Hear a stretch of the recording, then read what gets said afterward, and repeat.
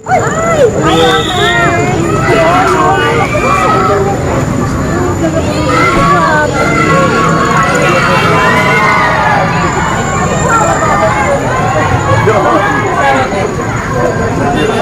po.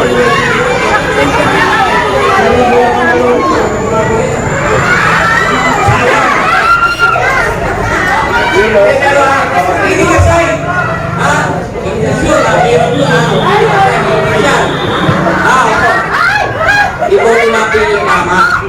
Ibuti natin yung mama na sabi sa akin. Yung hindi kayo nilalakawa. Tingnan mo ngayon. May mga pinapagawa niyan. Ha? Container van.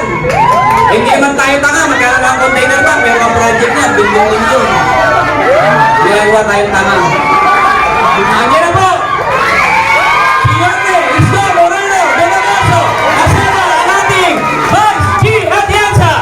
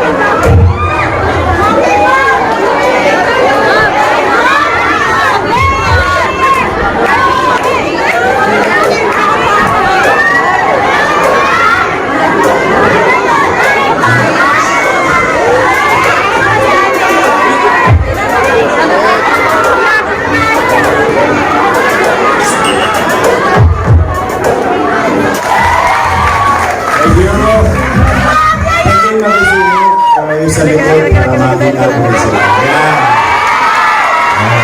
Magaganda yung nasa boardly. Yung nasa harapan may asim pa. Magandang hapon na sa inyong lahat. Pasensya na kayo. Magpapauna lang ako dahil meron akong huling alas 4. Usually, ako naman ang huling nagsasalita. Nakiusap ako kay Chichi na kung po pwede magpauna lang ako. Dahil gusto ko kayo makita. Mukhang marami nito pagsinigang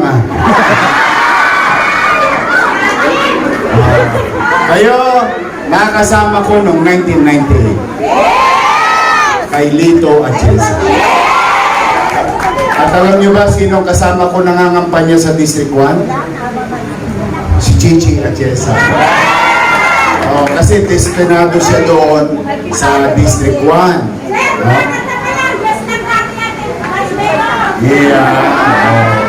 But alam ko, kayo battle tested. Sanay na kayo sa maraming laban. Diba? Kaya ako naniniwala na maganda ang magiging kapalaran o tagumpay ng Your Miss Choice dahil gusto kong ipaalam sa inyo na magkasama na ang tatlong pinakamalalaking organisasyon sa buong Maynila. Una, kayo, Kababaihan ng Maynila. Pangalawa, ang inyong mga partner sa 5th District na kapwa nyo kababaihan. Nagkabati na ang kabaka sa 5th District na ibig sabihin, yung kabaka sa buong Maynila at kababaihan sa buong Maynila magkasama na. O kami naman, may konti kaming dagdag. Ang kaagapay sa lungsod ng Maynila.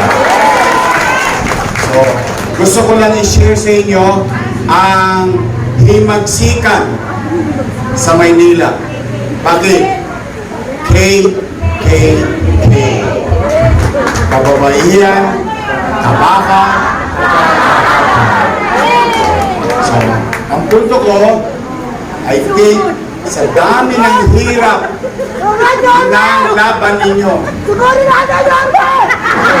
siguro natin, sa dami ng hirap na pinagdaanan ninyo sa lahat ng laban tuwing may halalan, I think ito ang pinakamagandang laban natin. Bakit? Tingnan mo ha, ng araw, siyempre magkakalaban yung kabaka, kaagapay, kababaihan, pagdating sa iskinita, nagkaganyanan. Tama ba rin? Siyempre, kanya-kanyang iwasan. Ano na nangyari? Pero ngayon, pag nakita mo yung kaagapay, uy, pare. Pare. Pag nakita mo yung kabaka, uy, pare. Uy, pare. So the point is, malaking bagay na nagkabati-bati, nagkasama-sama, tungo kanino? Sa lungsod ng Maynila at mamamayan nito. Kami ay instrumento lang na makapagbigay ng pagbabago sa katayuan ng tao. Ang malaking bahagi nito ay tulong ng mamamayan mismo para kami magtagumpay. Ako ulitin ko, kayo sanay na sa gera. Sanay na sa init ng araw. Sa puya.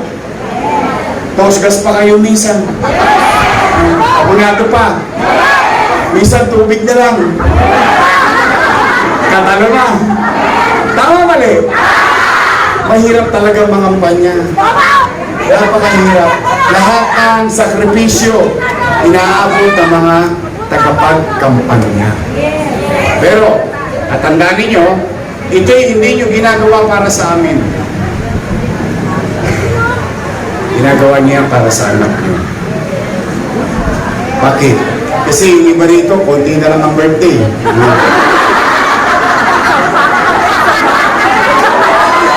Diba rito? Oo. Ang ibig ko sabihin, sa ayaw at sa gusto natin, magpapantay ang paan natin. Una-una lang yan. Ang isa puso ninyo, ang isa isip ninyo, anong uri kaya ng gobyerno iiwan ko ang aking mahal sa buhay? So yun ang tinatayan nyo. Yung mga kunting pamantika ng labi, baliwala yun. Pansamantala lang yun. Ang ipinaglalaban nyo dito, kinabukasan ng ating pamilya, pamilya ng ating kaanak, pamilya ng ating mga kumpare, pamayanan, at buhay-buhay ng mamamayan ng lungsod. Yan ang huwag mawaglit sa isipan ninyo habang kayo'y nasa gitna ng init ng araw. Yan naman, dahil mainit ang panahon, tignan po ninyo, uli-init na rin ang politika. Napansin ninyo, dati isa lang ang nanitira sa akin. Ngayon, dalawa na. Kalabat ka na. Dati ako agahan, tanghalian, hapunan. Ngayon, pati pulutan sa inuman, ako na. Pero ako, ito masasabi ko sa iyo. Huwag kayong papatuloy. Huwag kayong makikipag-away. Bakit? Pag nakipag-away ba kayo, kapakinabangan yun. Kapakinabangan lang ng politiko yun. Tama mali. Eh bakit nyo palilitin ng mundo nyo? Dahil inaaway nyo yung isang tao. Hindi. Huwag kayong sasali sa mga panira. Huwag ninyong gagawin yun. Ang payo ko, katulad ng payo ko sa kaagapay, magpakababang loob kayo. But you have to be firm. Habang mababa ang loob natin, ang importante, matigas naman ang kalooban natin na ipaglaban yung ating paniwala ng ating kandidato ay may resibo. May pruweba. May nagawa. Kaya sa dami ng nangyari at nagawa, kulang na yung oras ninyo para ipahatid yun sa inyong anak, sa inyong kapag-anak, sa inyong kapitbahay. Kasi ang gusto ng kabila, sagutin nyo na sagutin yung panira. Pero wala pa silang naikwentong gagawin. Pero yung makapanira sila ng kapwa, okay na sa kanila. Huwag yung gagawin. Magpakababang loob kayo, pahabain ninyo ang kamay ninyo, umakap kayo ng umakap ng tao. Humayo kayo at magparami.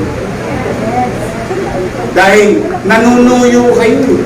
Meron bang nanunuyo, sinisiraan mo yung kandidato? Meron bang nanunuyo, sinisiraan mo kalaban mo? Dapat suyuin mo at ipakita mo na itong kandidato mo ay karapat dapat. Tama o ba? Yung ba ang gagawin natin? Yes! Magparababang loob, huwag manira, hindi kailangan makipag-away. At the end of the day, matatapos ang halagang 67 days from now. Malapit na. Konti na lang. Babalik na ba tayo? Halaga? Isa lang ang pakiusap ko. Kung po pwede, huwag na kayo maghalo ng iba. Diretso na natin. Your next choice. Total, hindi naman nila pwedeng itanggi ng kabila. Basta tayo, tinulungan natin sila para magtagumpay sila sa kanilang political career. Ngayon, kung tayo nakatulong at hindi tayo nilingon dahil tumigas na ang leg nila, wala naman tayo magagawa. Basta tayo nakatulong. And we move on with our lives. Tama? Para syota lang yan eh. Hiniwalayan ka, o hanap ko ulit ang bagong boyfriend. Tama ba? Kita nyo nga ngayon, may mga asawa na kayo. Di ba? Ang point ko is, we have to move on. So, kung tayo nakatulong sa kanila, tayo naglagay sa kanila sa pwesto, magsama-sama rin tayo, tayo rin mag-aalis sa kanila sa pwesto. Tama? May sense? Yes, because I believe, naniniwala ako sa kakayanan ninyo. Naniniwala ako na kaya niyong gawin.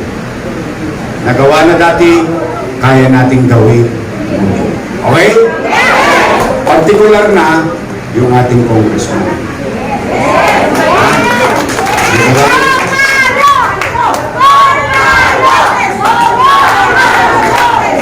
Total, nakatulong naman ako sa dati. Nakaupo. Hindi naman pwede kubli yun.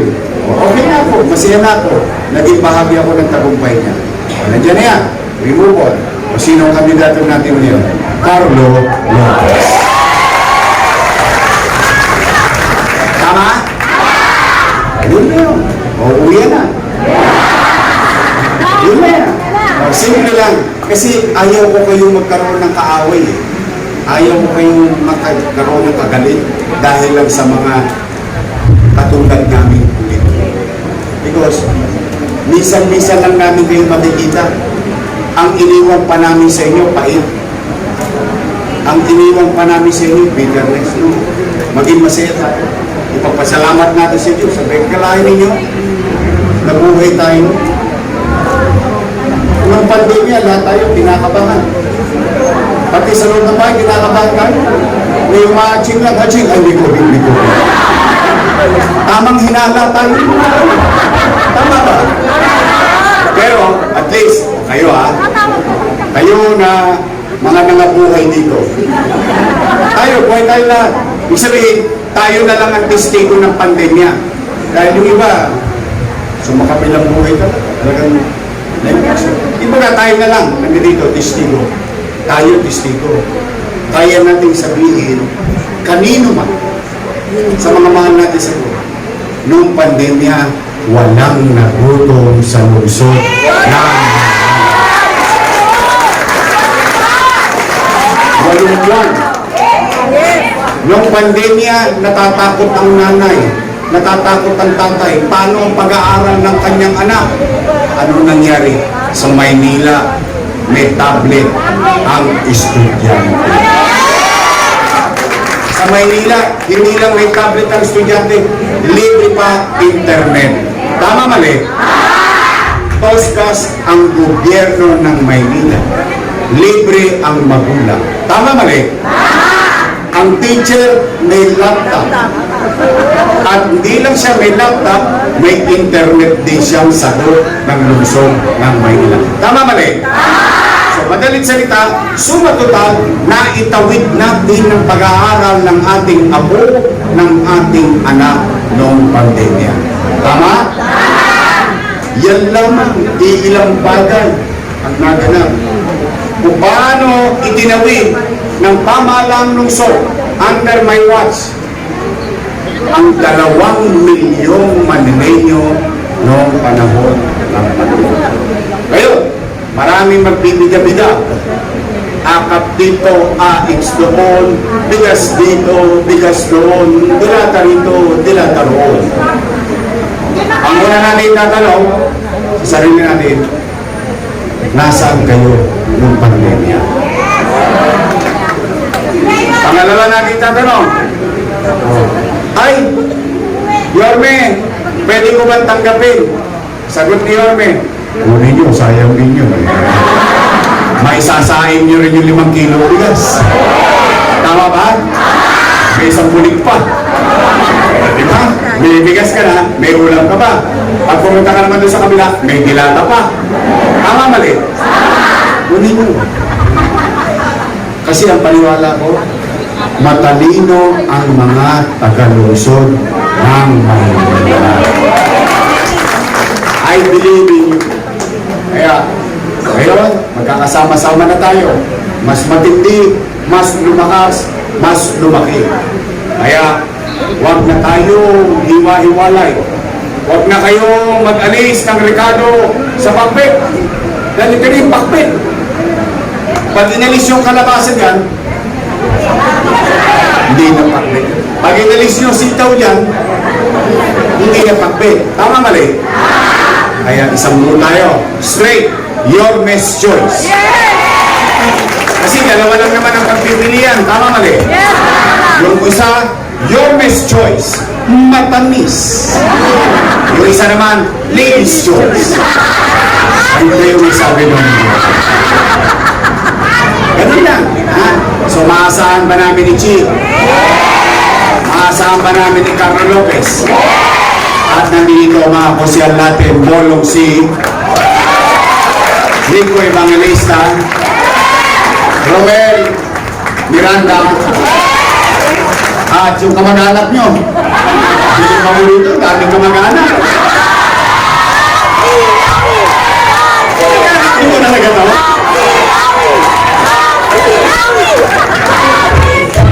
Nangaagaw ng kamag-anak eh.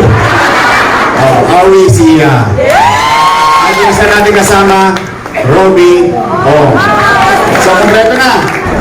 Kompleto na. Kompleto na. Kompleto na eh. Oh, parang sinasabi mo ganyan. Ano yan? Nanganguna. Ha? Kompleto na ba? Huwag nyo makakalimutan. Lagi itong nanganguna. O ano sa Tagalog ng number 1? So, ayun yung sabi niya. Ang ating kaibigan kapats ko, Edward Tan. Ang ating congressman, ibabalik natin, Congressman Carlo. Yung vice mayor ko, may asin pa. Mukha lang 19 niya. 19 yun. Aquarents na yun. Siya, aral sa ama niya. Yung ama niya, itinaguyod ninyo. Nakaraos.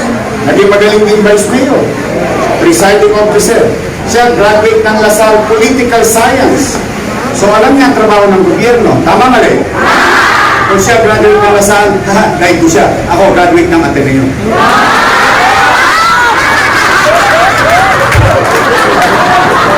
Parang ngayon niyo ako paniwala.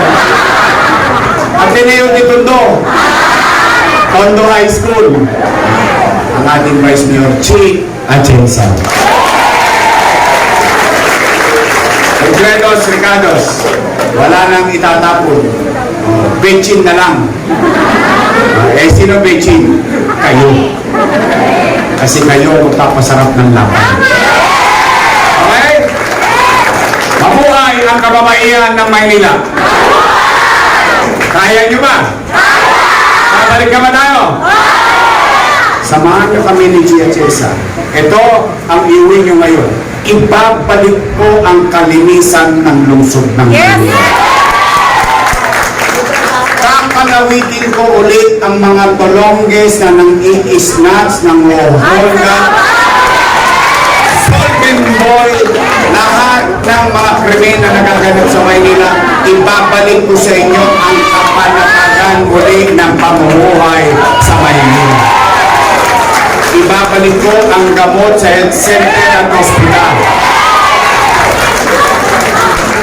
At lahat ng mga nangyari na ganap noong panahon na ako'y binigyan ninyo ng pagkakataon na maging mayor, itutuloy ko, palalawigin ko pa. Lahat ng yan, kami dito sa Yormes Diyos, hindi kami magtatagumpay nang hindi namin kayo kasama. Kaya samahan nyo kami, mga batang Maynila, mga kababaihan ng Maynila na may asim pa. Samahan nyo kami. Together, we can make Manila great again. Magandang araw. Pagpalay gawa kayo ng Prong May Kapal. Manila!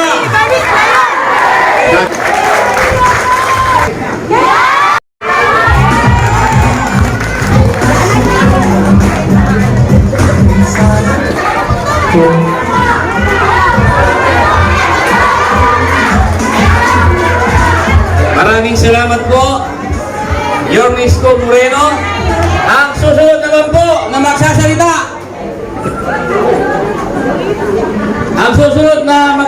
po ay ang Alden Richard ng District 2.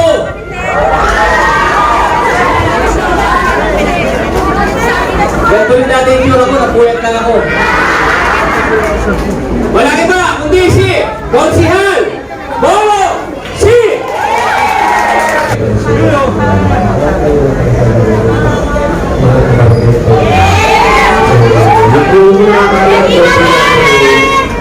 Sorry po.